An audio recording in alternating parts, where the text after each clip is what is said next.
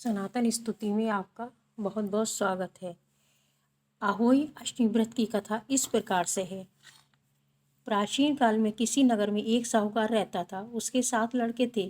दिवाली से पहले साहूकार की स्त्री घर की लीपा पोती करने के लिए मिट्टी लेने के लिए खदान में गई और खदान में कुदाल से जब मिट्टी खोदने लगी तो देव योग से उस ही जगह की एक से की मांद थी। सहसा उस स्त्री के हाथ से कुदाली से के बच्चे पे लग गई, जिससे सह का बच्चा उसी क्षण मर गया। ये हत्या हुई देख उस स्त्री को बहुत दुख हुआ, परंतु अब क्या हो सकता था। वे स्त्री पश्चात करती हुई अपने घर आ गई। कुछ दिन के बाद उस स्त्री का लड़का मर गया, फिर दूसरा और फिर तीसरा, अर्थात 1 वर्ष में उसके 7 लड़के मर गए। इस पर वह स्त्री रात दिन अत्यंत दुखी रहने लगी।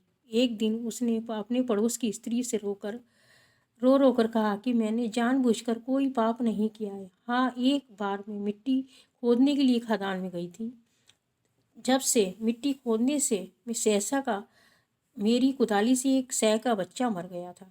तभी से 1 वर्ष के भीतर मेरे 7 लड़के मर गए। ये सुनकर उन स्त्रियों ने धैर्य बंधाते हुए कहा कि तुमने जो ये बात हम सबको सुनाकर पश्चाताप किया है, इससे तेरा आधा कष्ट दूर हो जाएगा। सो अब तुम उसी अष्टमी को भगवती की शरण में लेकर से और से के बच्चों का चित्र बनाकर उनकी पूजा करो और क्षमा याचना करो। ईश्वर की कृपा से तुम्हारा समस्त पाप धुल जाएगा और तुम्हें पहले की तरह से ही पुत्रों की प्राप्ति हो जाएगी।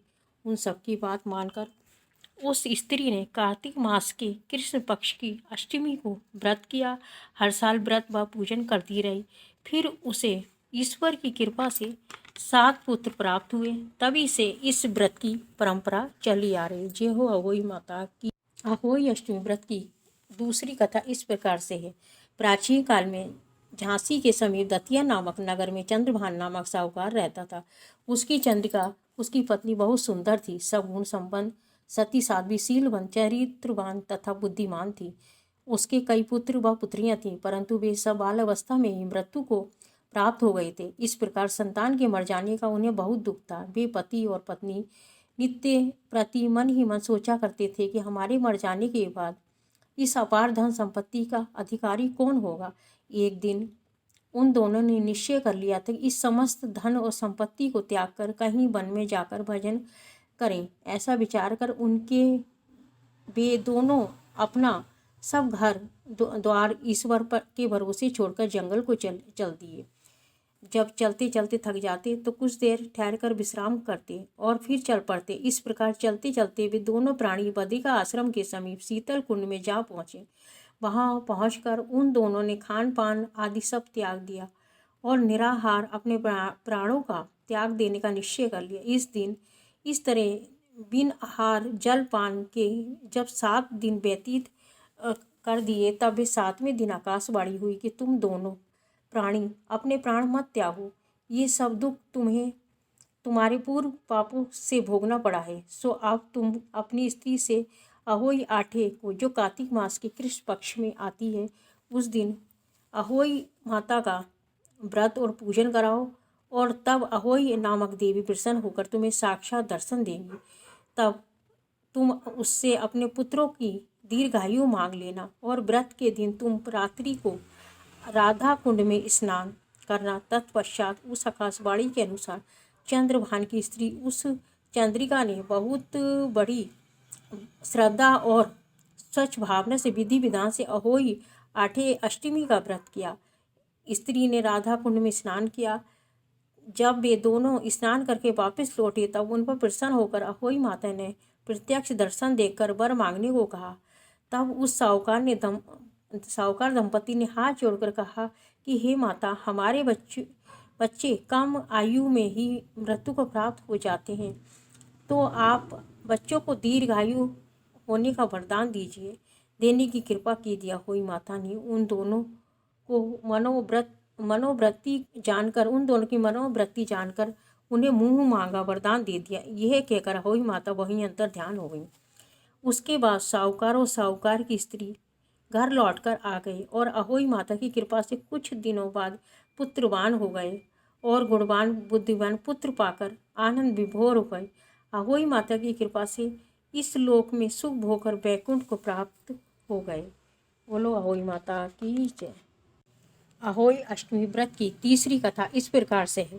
प्राचीन काल में एक साहूकार के 7 लड़के और 7 बहुएं थीं और एक बेटी थी। दिवाली से पहले कार्तिक मास की बड़ी अष्टमी को सातों बहुएं अपनी इकलौती नंद को साथ में लेकर जंगल में मिट्टी खोदने के लिए गईं। जहाँ वे सब मिट्टी खोद रही थीं, वहीं स्याऊ माता की माद थी। मिट्टी खोदते समय सेह का बच्चा मर गया। स्याऊ माता ने कहा कि तूने मेरा बच्चा मार दिया है तो निपुत्री कर दिया है, इसलिए मैं तेरी कोख बांधूंगी। तब वो ननद बोली कि अपनी सातों भाभियों से बोली कि तुम में से कोई मेरे बदले अपनी कोख बंधवा लो। 6 भाभियों ने अपनी कोख बंधवाने से इनकार कर दिया, परंतु छोटी भाभी सोचने लगी, यदि मैं अपनी ननद का कहना नहीं मानूंगी तो कहीं सासू माँ जी मुझसे रुष्ट ना हो जाएं। इस विचार से उसने अपनी ननद के बदले अपनी कोख बंधवा ली। इससे जब उसका लड़का हुआ तो वह 7वें दिन मर गया। इस प्रकार उसके 7 लड़के हुए और मर गए। तब एक दिन उसने ज्योतिषियों को बुलाकर पूछा, महाराज जाने क्या बात है कि मेरे जो संतान होती है वे 7वें दिन मर जाती है, तो इसका क्या कारण है। तब पंडित जी बोले, देवी तुम सुरई गाय की पूजा करो, क्योंकि सुरई गाय स्याऊ माता की बहन है। जो तेरी कोख छोड़ दे तभी तुम्हारा बच्चा जी सकता है। उसके बाद से वह बहू नित्य प्रातःकाल उठकर चुपचाप सुरई गाय के नीचे सफाई करके अनेक प्रकार से सेवा खिदमत करती रही। गौ माता ये देखकर साहूकार के बेटे की वह नित्य प्रति मेरी बहुत सेवा करती है, और वो माता उससे बोली कि तू मेरी बहुत सेवा करती है, इसलिए मेरी आत्मा तुझसे बहुत प्रसन्न है, इसलिए मांग ले, मुझसे क्या मांगती है। साहूकार के बेटी की बहू बोली, स्याऊ माता तुम्हारी बहन और उन्होंने मेरी कोख बांध रखी है, सो आप कृपा करके अपनी बहन से मेरी कोख खुलवा दीजिए। उस दुखियारी की ये बातें सुनकर गौ माता बोली, अच्छा। एक दिन गौ माता उसे साथ ले 7 समुंदर पार अपनी बहन के पास चल दी। मार्ग में धूप बहुत कड़ी पड़ रही थी, सो वे दोनों एक पेड़ के नीचे की छाया में बैठ गए। थोड़ी देर में वहाँ एक सांप आया और उसी वृक्ष पर गरुड़ पंखनी ने बच्चे दे रखे थे। तब वो सर्प उन बच्चों को डसने लगा। तब साहूकार की बहू ने उस सर्प को मार के ढाल के नीचे दबा दिया और उन बच्चों को बचा लिया। थोड़ी देर में गरुड़ पंखनी आई तो वहाँ खून पड़ा देखकर साहूकार की बहू की चोंच मारने लगी। तब वे बहू बोली कि मैंने ही तो तेरे बच्चों की सर्प से रक्षा की है और तू मेरी दुश्मन हो गई। साहूकार की बहू बोली की बात सुनकर गरुड़ बहुत प्रसन्न होकर बोली, तूने मेरे बच्चे बचाए हैं, इसलिए मांग क्या मांगती है। वे बोली, हमें 7 समुंदर पार स्याऊ माता के पास पहुंचा दीजिए। तब गरुड़ पंखनी ने उन दोनों को अपनी पीठ पर बैठाकर लंबी उड़ान भरकर उसे 7 समुंदर पार स्याऊ माता के पास पहुंचा दिया। स्याऊ माता अपनी बहन गौ माता को देखकर बहुत प्रसन्न हुई और बोली, बहन आज बहुत दिनों के बाद मिली हो। फिर बोली, बहन मेरे सिर से जुएं बहुत पड़ गई हैं। तुम सुरई गऊ बोली कि मेरे साथ मेरी भक्तनी आई है, ये तेरी सब जुएं निकाल देगी। आज्ञा पाते ही साहूकारनी ने स्याऊ माता की चुन चुन कर सब जुएं निकाल दी और स्याऊ माता बोली, तूने आज मुझे बहुत ही आराम पहुंचाया है, इसलिए मैं तुझसे बहुत प्रसन्न हूँ। सो जो चाहे मांग ले, तुझे दूंगी। तब साहूकारनी बोली, वचन दूँ तो मांगूँ।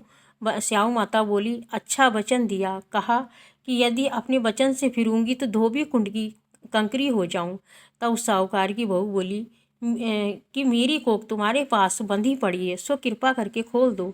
उसकी ये बात सुनकर स्याऊ माता बोली, तूने तो मुझे ठग लिया, मैं तेरी कोख कभी नहीं खोलती, परंतु अब मुझे खोलनी ही पड़ेगी। जा तेरे घर तुझे तेरे 7 लड़के और उन 7 की बहुएं मिल जाएंगी। तू घर जाकर मेरे साथ उजवन करियो, 7 होई बनाकर 7 कढ़ाई दीजियो।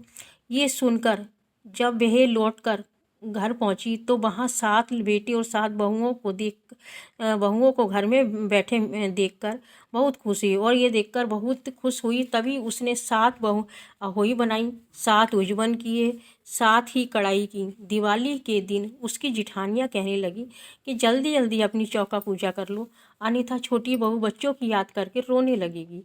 थोड़ी देर में उन्होंने अपने बच्चों से कहा कि चाची के घर जाकर देखाओ कि आज वो अभी तक क्यों नहीं रोई है। बच्चों ने आकर कहा कि चाची अहोई बना रही हैं और वो तो खूब उजवन कर रही हैं। ये सुनते ही उसकी जिठानियाँ दौड़कर उसके घर गईं। जाकर वो पूछने लगी कि तूने अपनी कोख कैसे खुलवाई। वे बोली, तुमने तो अपनी कोख बंधाने से इनकार कर दिया, पर मैंने अपनी छोटी ननद का ख्याल करके अपनी कोख बंधवा ली।